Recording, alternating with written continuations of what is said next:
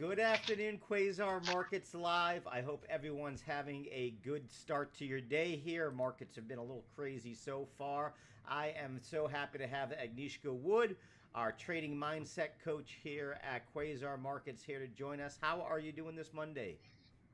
Hi everyone. Hi Howard. I'm doing really good. Monday, new week.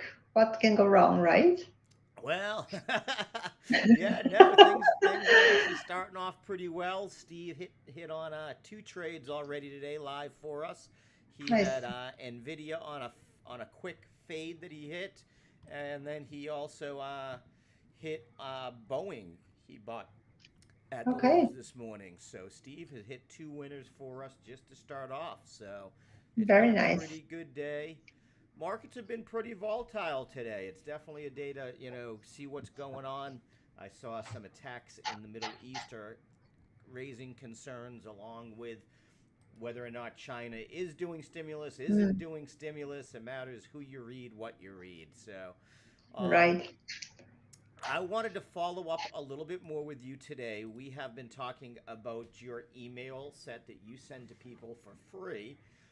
Again, I actually blew it up and put it on the screen for us to make it easy. The QR code is right in the middle of the screen. If you send that in, Agnieszka will send you a series of emails that really help you start to examine some of the obstacles that maybe you are putting in your own path to success. Um, so today we're going to talk a little bit about one of those emails. And we've been talking a lot about bringing awareness to sort of your habits, your trading habits, and things like that. And today we're going to talk about an acronym you have. So I'm going to let you take it away for me. Right. So the acronym that you are talking about, I think, is the fear, right? I think all traders know a lot about fear because we all are basically pre predisposed to used to be a little bit different, right? Like ages ago, we had fear to protect us. Nowadays, we have a lot of irrational fears. There is not very often that some wild animal is running after us and we have to run for our lives, but there is a lot of irrational fears that come into play and that we a lot of times just blow it up in our head and make stories that most of which will never happen. In trading, because we are exposed constantly to danger, you can say, or the possibility of losing money, which is perceived as danger, fear is a very normal thing to pop up. And if you don't know how to deal with that, and if you are not equipped to have that resilience to manage your fears, most of the time you find yourself actually either running away or fighting the market or completely freezing and watching your capital disappear. Right. So fear, the best explanation or acronym that I have found throughout all those years is false expectations appearing real. And I loved it because it actually shows you that fears, most of the fears that we have are completely irrational. And anything that we are building up, that pressure in our head, is based on what we think that might happen. So based on our expectations. Right. I mean, I know that I can be guilty of that for sure, where I manifest sort of, a trade the wrong way because I sort of change what I'm doing in the middle. The first sign of maybe that my entry wasn't good enough or this wasn't Right. in the right place or I ticked to the wrong side, and you start to second guess yourself. So I think it's a really an important one a lot of times for, traders to be able to handle and to learn about. Yeah, and those expectations, the like, yes, we all have intentions. We want to make money with the trade, right? You go in to win on the trade, but a lot of times the expectations are a little bit different than intention because the expectations are pulling information from the past. So if you have lost money on the previous trade, your expectation is absolutely influenced by it. Or if you have heard some news or good news, right? You will be expecting the price to go up, and then you're just trading your expectations and not so much what you see in front of you. And Yeah, that creates, a lot of extra information that is skewing how you are perceiving the market. I found myself almost do that the other day. I had a setup, and it was similar to a setup that I had had the day before that had been very successful. And when it didn't exactly follow within sort of the same tick by tick rotation of it, I started to second guess the call, even though all the positions were right. And it ended up working out, and luckily I was able to center myself and not, like you said, I didn't give a response. Or excuse me, I didn't react. I responded, Right. and calm down. But that would be the perfect example. Is sometimes we get so focused on every single aspect of the trade that anything that goes, oh, I didn't think the tick was going to go off, this way, or I didn't think this corollary, part of the sector was going to move one way or the other. You know what I mean? And we Right. second guess, third guess ourselves. So I definitely find Yeah, myself having to that's a tough one for me, I find. yeah, I think it's different for everyone because to a certain extent we want to control our environment. And in trading, we know in our head we cannot control the market, but when you are in a trade and there's so much at stake, right? You are expecting something to happen, and when it doesn't, when things are unpredictable, then you start feeling shaky, right? And then anything comes into your head. It's like, oh, am I going to lose? Was I wrong? I cannot be wrong. I have to be right. And then, I'm expecting myself to have a good month. I already had a good month. Or like, there's so many things that can pop up in your head. Like, I have been at it for so long. I cannot take this loss. I have already taken loss yesterday. Or I just told everyone things are really working out for me. So there's no way I can now tell them that they are not, So it's Right. just so a lot of random, you would say random thoughts are popping up, but they all have a they all have to do with your expectations from yourself, from the market, what you think everyone else is expecting from you. And that's where you start reacting to those impulses, those mental triggers Right. that are just popping up based on what you see in front of you.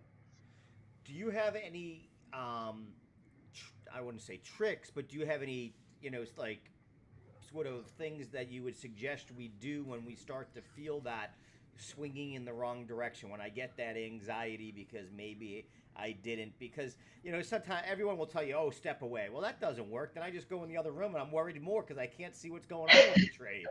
So that for me doesn't necessarily work. So that's why I'm asking if you have any ideas on how I could maybe do something Yes, better. yes, of course. There are certain immediate helps, like a little tricks, in fact, but they are methods to calm yourself down, which are very simple and sometimes too simple for people to want to use them because they might think of something that it has to be something very special in order to calm yourself.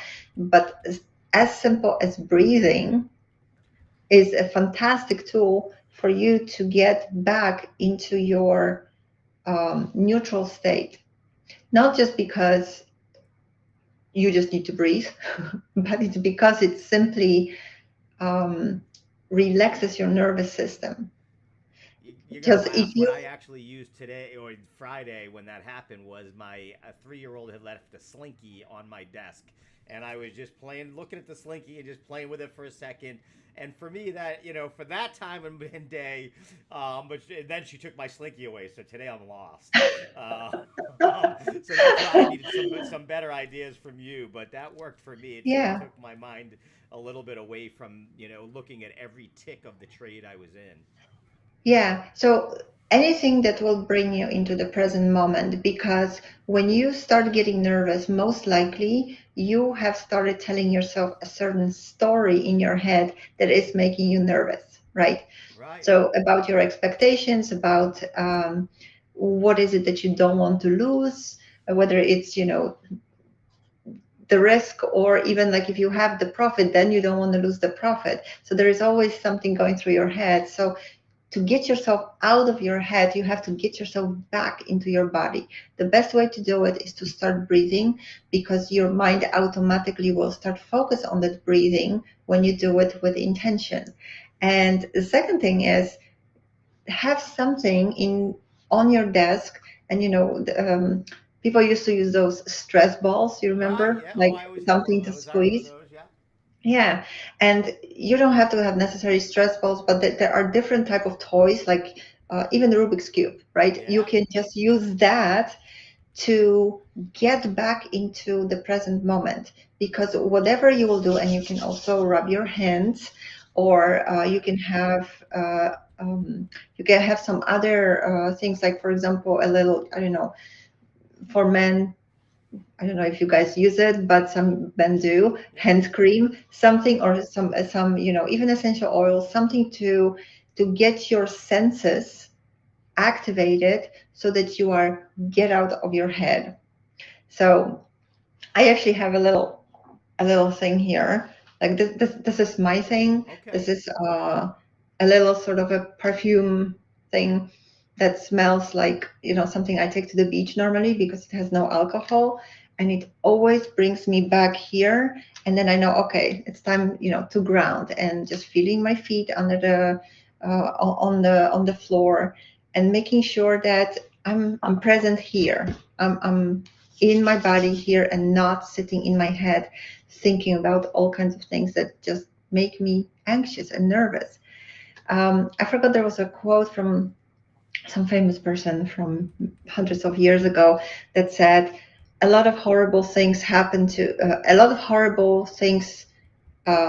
were in my life, or there were a lot of horrible things in my life, which of almost none ever happened. And Wow. I'm paraphrasing the quote. But basically, the idea is that we can make horrible scenarios, we can scare ourselves, and most of those things never happen. Right. So if you have that, just make sure that you stay present, especially when you trade, so that you can look at what is happening in front of you, and start using your internal dialogue to talk yourself through your trade as you have planned it. And if you plan for B scenarios, when things don't go your way, there is no reason for you to try to push and control it, but simply manage your trade. You nailed it there. I actually just wrote that. Stay present. I have little sticky notes with some of your stuff Cool. already here for myself to That's help me with awesome. it, because it is. It's those little reminders. For me, another one that works that I haven't done enough of, that you just made me think of with the for you, it's the the perfume smell. For me, it's my dog too. I need to let the Yeah. dog in once in a while. I tend to lock her out sometimes at those like tense moments, and it's probably when I most need her to be there, because Hmm. again, it gets me to calm down. I relax for a second, and I Right. take a step back from being consumed by the trade. I think that's part of the problem, is that sometimes we can too easily get consumed by the trade, and while we Yeah. want to be present in the trade, we don't want it to consume us. I think would be my sort of take. Totally.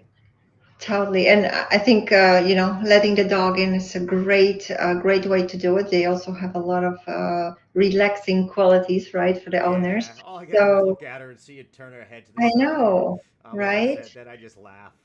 That's Yeah. like you said. I don't think it's that you have to make dramatic changes. I think having. I'm looking now. I always had some sort of either finger fidget, like you said, a Rubik, something. I don't. I just Yeah. redid my desk, and now I have to. Now that my daughter got the slinky back, I have to get another one back in there. So I got to put that note Yeah. to it. I got to steal the slinky.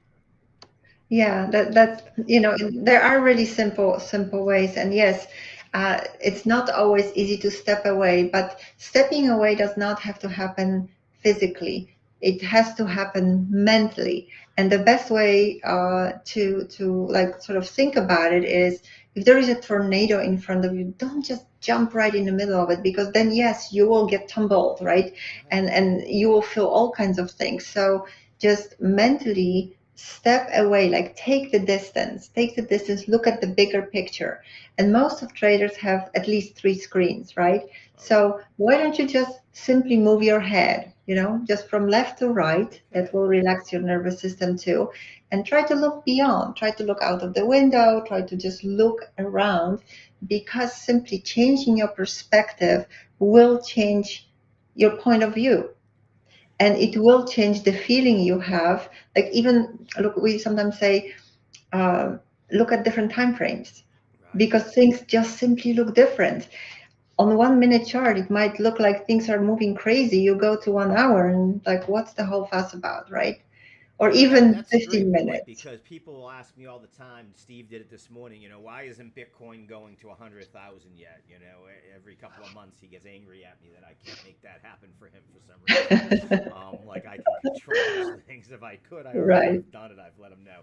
But that I said, hey, let's zone out a second here. Let's take it from the hourly chart and let's look at the weekly chart. And this, from its last all-time high of 70,000, it only came down to like 55. That's a pretty good, even, That's a nice almost pullback. healthy retracement for most stocks, Right. not just Bitcoin. And then you just, again, he calmed down, and you just everybody gets there. I think even I guess my takeaway from that is even the greatest traders in the world sometimes need to zone out a little bit, like you're saying, or zoom out, or look at a wider picture because Yeah. it's not always about the exact second. Yeah, and it doesn't matter how long you have been trading, you're a human being. So your nervous system is going to be triggered. And I think having the expectations that one day you will be just robotic trader is sort of unrealistic. And maybe it's time to start working on your mindset skills to actually build that immunity to those triggers, and being able to pause a second when you get triggered so that you have the awareness, oh, I'm getting triggered. How do I want to respond to it, right? Instead of reacting. And never lose sight of the fact that as a trader you are getting paid for feeling uncomfortable. This is where your advantage sits. Can you sit through being uncomfortable? Can you be actually sitting here feeling uncomfortable and be okay with it? Yeah, it's That's funny that what you you bring get that paid up for. because you talk to anybody that that has an impression of what day traders do or people that do sort of this as a living, and they think it's all roses, and they're sitting there sipping their tea and legs up, and because you'll see a video of Right. someone do it on YouTube or something and they think that's what it's like. No, you pay that stress and that anxiety, Right. like you said, is sort of like your hourly wage. It is work. And I think Yeah. sometimes that's where sometimes I get frustrated with people is you give simple tasks that don't take a long time out of your day, but that get you set up to have a more successful day. And I'm seeing this, and I'm only to like lesson number 5 or 6 here on your program, and I'm seeing they're just little things every day that you're doing it. Mhm. You're not asking me to change my entire world because I think that's where traders get lost. Let's face it, we're people of creatures of habit. Like I said, a lot of us trade only certain setups or only certain Right. conditions, and we're pretty stringent there. So having these little things that we do, it's almost to me now like I look at myself and say, wow, how foolish to never have looked at this before. So for me, I really have to thank you, and I have to thank Steve for putting us all together because it really has been Yes. enlightening to me to be able to look at these things and to see habits that I was just repeating, and how do I break out of those habits. First of all, how do I see what are these bad habits? And now that I'm about two Right. weeks in, I'm starting to notice them. And it isn't like you wake up and you're like, oh man, you're just the worst. Like I don't think I'm a worse trader today than I thought 2 weeks ago. What I'm realizing is that, like I said, is certain things for me when it came to sleep schedule was very Mhm. important, and taking time for me to do some exercise throughout the day changed how my trading results have been. Those are the takeaways that I could already see in less than 2 weeks. So again, I implore our viewers to please download through this QR code this course because like I said, these are things that are taking 5 to 10 minutes out of my day to do but that I'm Right. seeing a positive result in my performance already. So thank you so much for that. Thank you, Howard, for that. And I'm so happy to hear that because you see, it's really like as traders, we are looking for consistency, right? So it is not about you have to do 100 things or huge things. Just pick few and do them consistently. This is what builds consistency. And if you can do that consistently, you will also notice consistent changes in your trading. We are looking for consistency, for progress, Right. progress above perfection. Nobody's perfect. And in trading, you don't have to. That's the great thing about trading. You don't have to be perfect. You can make a lot of mistakes and still be successful. But there is this expectation again, the false expectations that for some, like if you make mistakes, you will never make it. Right. That's I not mean, the case I think that's here. a great takeaway too here. I was on a show with Jeremy Vreeland from Bullish Bears the other day, and he has a technique, and he plays really out of the money options on certain things, and he does it on what's called a wheel trade, where he already owns the underlying stock, and then he sells puts or calls against that. And he'll say, he does it in a way where he has very limited exposure. It's a few cents because these things are only trading for a penny or two or whatever it might be. But his reward when they do hit is huge. Right. So he only has to hit 1 out of 20 or so for him to be extremely successful in this technique. And I Right. think that's something that people don't understand sometimes, and that traders have to understand. If you've got the proper risk reward in place and you're properly managing your trades, you don't have to go 90%, and most won't go 90%, and you can still be extremely successful. Agnieszka, I Totally. want to thank you so much for joining me again today. We'll have you Thank you back too. on Wednesday, like always, with your next tip for us. Have a fantastic start to your week. And again, traders, please, please, I implore you to take a few minutes. It's going to improve not only your trading, but I've seen it improve my mental state just for the day. I when you feel prepared, I think, and I would ask you this as the last thing as we go away.